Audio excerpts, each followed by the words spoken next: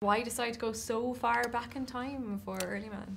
Yeah, well, it was. I guess I've always had a thing about cave people, and it seems a great subject. Very rich subject matter. First of all, I was a big Ray Harryhausen fan as an 11-year-old, and I loved A Million Years BC. It was one of my favourite films, and actually that's the film that made me pick up a home movie camera and start to make my own movies as a teenager.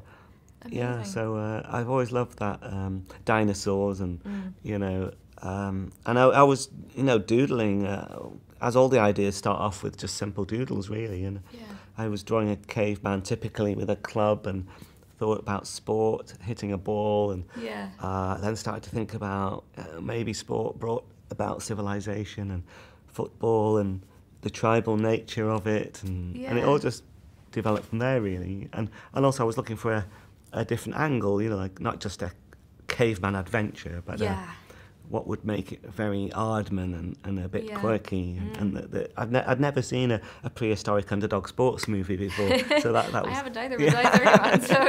So it's nice to be the first to make that prehistoric sports movie. And I mean, like, are you a big fan of soccer yourself? I mean, not were you really eager to get it in, or no?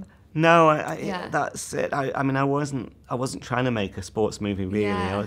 It was more the caveman aspect, and the invention of football, and there's a kind of a kind of joke going on about the English in there of how the people who claim to have invented the game but can never win it, and so, so it was like how do these cavemen who created the game then become the underdogs, and they meet a superior race of people who take their valley and who own football, and